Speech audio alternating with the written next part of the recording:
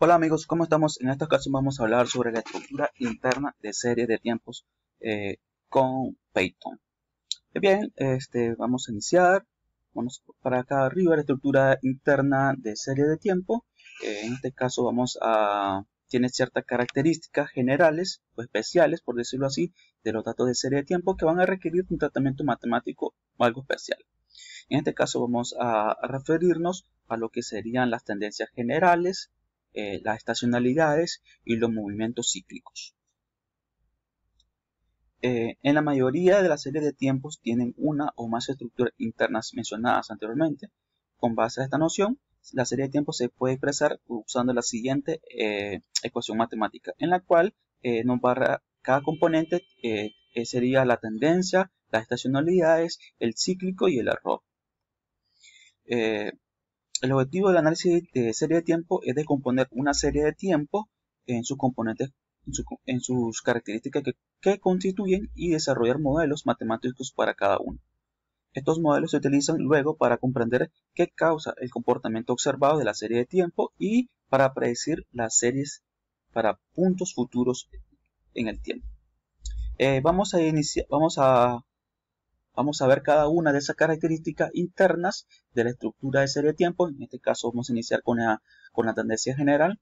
Podemos decir que cuando una serie de tiempo muestra un movimiento ascendente o descendente a lo largo del plazo, se dice que tiene una tendencia general. Una forma rápida de comprobar la presencia de una tendencia general es trazar la serie de tiempo como la siguiente figura, que muestra la concentración de dióxido de carbono en el aire, medida durante el periodo del 74 al 87. Aquí podemos ver en este gráfico cómo la estructura general es de manera ascendente.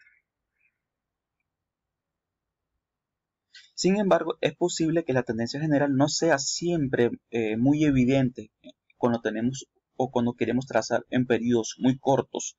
Los efectos a corto plazo, como las fluctuaciones estacionales de las variaciones irregulares, hacen que la serie de tiempo se vuelvan a visitar valores más bajos o más altos, observando en el pasado, y por lo tanto pueden variar temporalmente en cualquier información general de tendencia.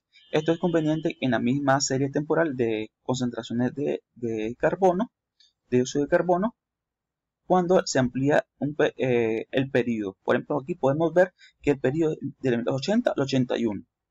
Ahí este es un periodo, es la misma gráfica anterior, pero hemos reducido el periodo en el cual no se logra apreciar bien la tendencia general. Entonces, generalmente se recomienda cuando tenemos tendencias generales que el periodo sea más largo para que se pueda apreciar bien la contribución de la tendencia general, que puede ser en este caso ascendente o descendente. La tendencia general de la serie de tiempo se deben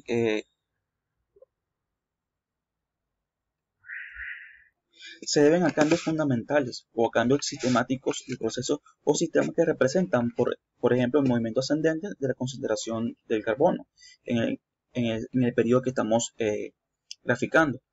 La tendencia general se modela comúnmente estableciendo una serie de tiempo como una regresión contra el tiempo y otros factores, conocidos como variable explicativa.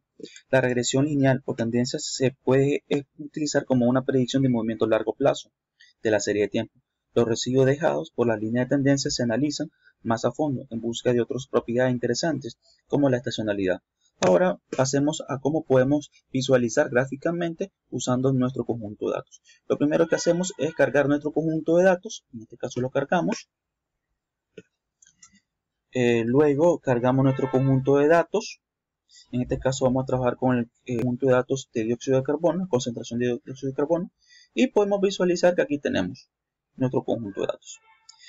Pues en este caso, antes de pasar a la construcción del gráfico, lo que vamos a hacer es vamos a eliminar aquellos valores que sean los valores perdidos. Entonces, en este caso le vamos a decir que no haga los valores perdidos para la variable CO2, que nos eliminen para cada una de las variables. Ejecutamos. Vamos a ver. Bien, aquí tenemos. Vamos a ejecutar nuevamente.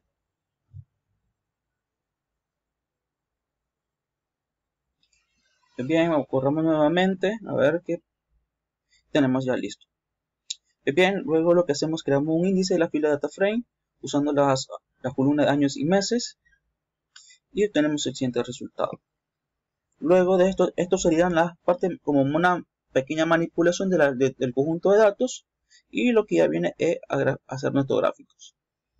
En este caso vamos a usar anchura de 15, vamos a usar que nuestro gráfico quede en un cuadro, anchura de 15, graficamos le decimos que queremos graficar el conjunto de datos, nuestra base de datos, la variable CO2, el color que sea azul, y les ponemos las etiquetas y veamos cómo nos queda. Aquí tenemos nuestro grafiquito, ya podemos observar la tendencia, que es una tendencia prácticamente, tendencia general creciente. La versión amplificada de esto, lo que habíamos visto, vamos a hacerlo también. Y fíjense bien que aquí no se mira mucho el mismo gráfico anterior. Vamos a ver el mismo gráfico anterior, pero miren que hemos reducido el periodo y se mira de esta manera. Entonces no se logra ver bien, posiblemente en un periodo muy corto para analizar la tendencia general, si es ascendente o descendente. ¿Qué hicimos en este caso? Hicimos la variable, le decimos que nos grafique el periodo del 80 al 81. Y ya obtenemos nuestro siguiente gráfico. Luego lo que vamos a hacer a continuación, vamos a usar la línea de tendencia. En este caso usamos la clase de línea de regresión de la librería Scikit-learn para trazar nuestro modelo lineal. ¿Qué hacemos? Ejecutamos nuestra librería, la importamos a nuestro notebook, creamos el modelo de regresión y creamos el fit de la regresión.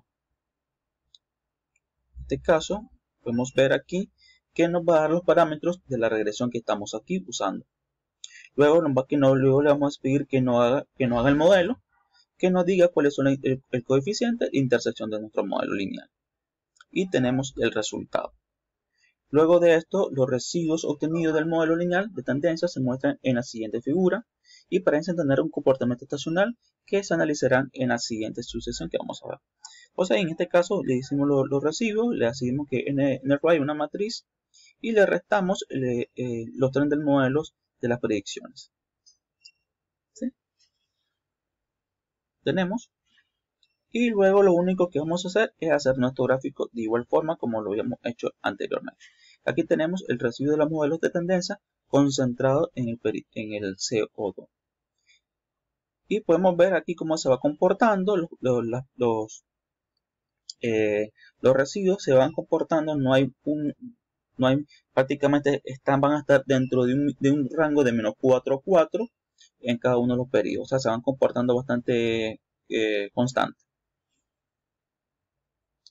Nuestra segunda estructura interna es la estacionalidad. La estacionalidad se manifiesta con variaciones repetitivas y de periodos en una serie de tiempo. En la mayoría de los casos, el análisis de datos exploratorios revela la presencia de estacionalidad. Repasemos la serie de tiempos sin tendencia de la concentración de CO2, aunque la serie de líneas sin tendencias tiene medida constante y varianza constante. Se aparta sistemáticamente del modelo de tendencia en forma predecible. La estacionalidad se manifiesta como desviaciones periódicas como las que se observan en las observaciones de tendencia de las emisiones del CO2. Los picos y los valles en el volumen de ventas mensuales de productos de temporada como los regalos de Navidad, ropa de temporada, son otros ejemplos de serie de tiempos estacionales.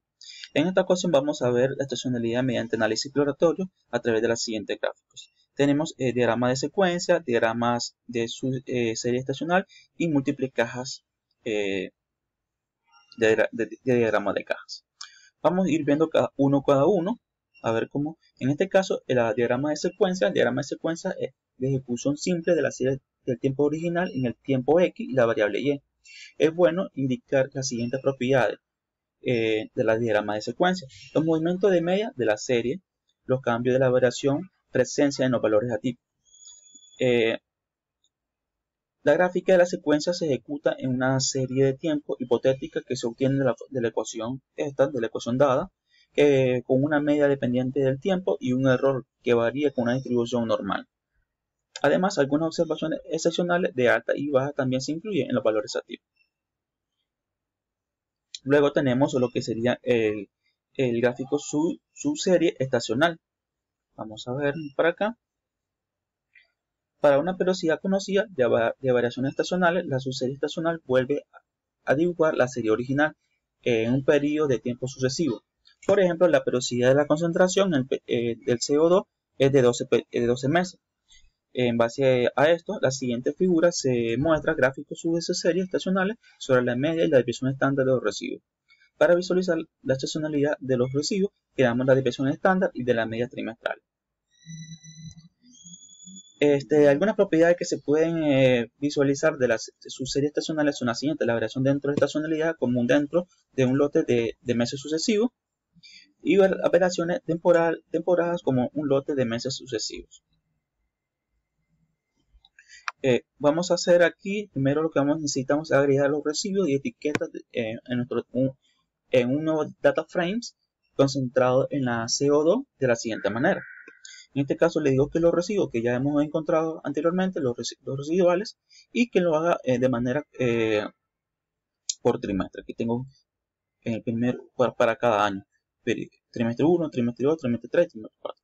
Luego le digo que los trimestres van a ser la variable meses y que no imprima aquí el conjunto de esas trimestres que estamos haciendo. Luego de eso hacemos la estacionalidad, le decimos que agregamos, usando la función byGroup, vamos a agrupar los valores durante el año del trimestre. Le digo que va a ser año, los cuatrimestres que ya hemos creado anteriormente, y que nos agregue la media y la desviación estándar. Ejecutamos. Una vez que ya tengamos eso, lo que nos sigue es que podemos visualizar nuestro data frame que hemos creado. Para esto le decimos que la estacionalidad y que nos dé la media y la desviación estándar. Luego ya unimos, concatenamos todo ese tipo de datos que hemos tenido y tenemos acá la media por trimestre y la desviación estándar de nuestro conjunto de datos.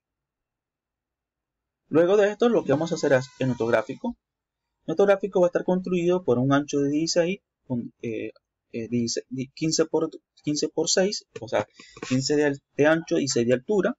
Le vamos a decir que nos dé la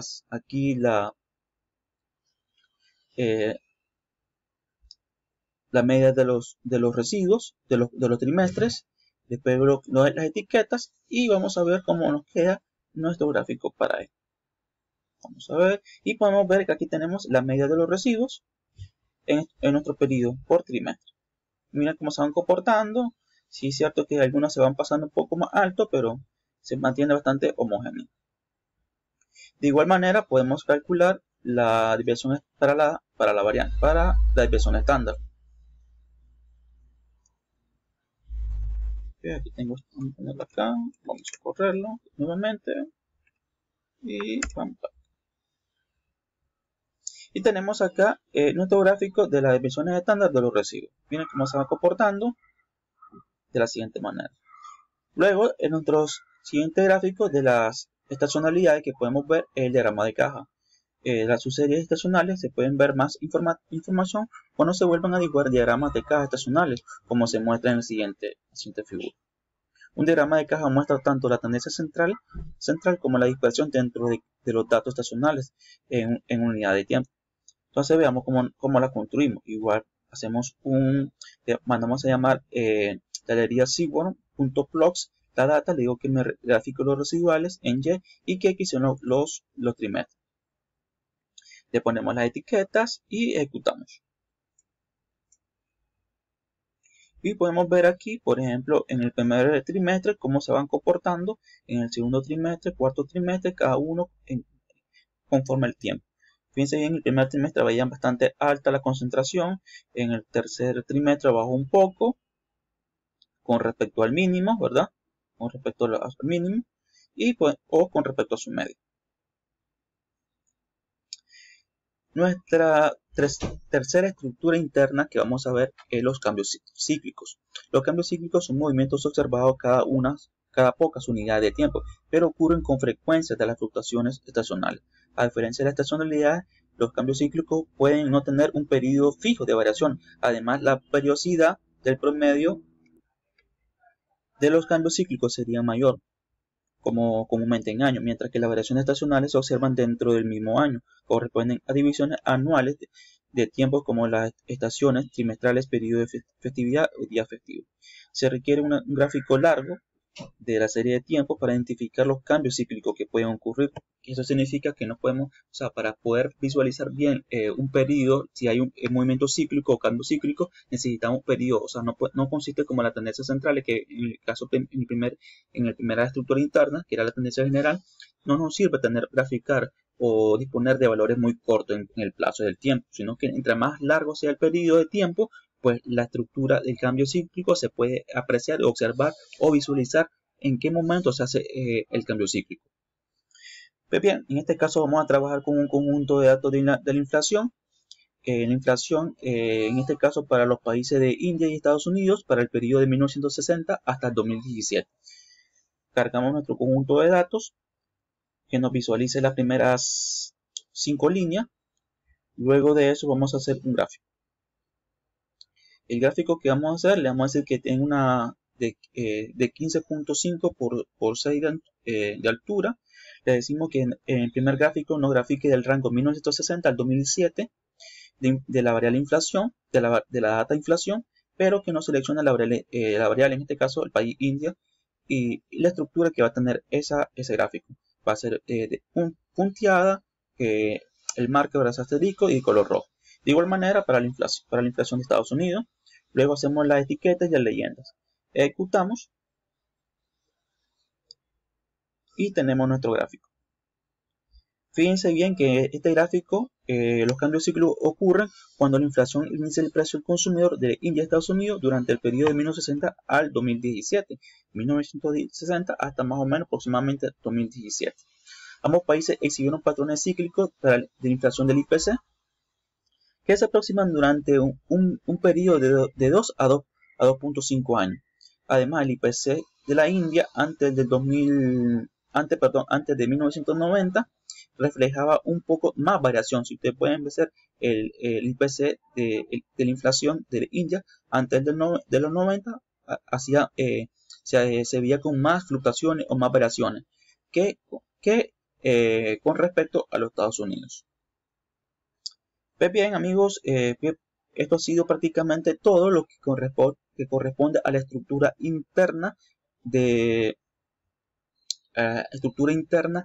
la que serían las series de tiempo. Espero que les haya servido, que sea de mucha utilidad de información, que compartan. Quizás algunos ya conozcan esta información, ya la manejen, pero quizás otras personas que se están relacionando a la ciencia de datos, a la utilización de Python y este tipo de herramientas no conozcan estas instrucciones y quieran profundizar poco a poco. Así que compartan, suscríbanse y dejen sus comentarios para ir retroalimentando esta información. Nos seguimos viendo en otro tipo, en otras instrucciones más adelante.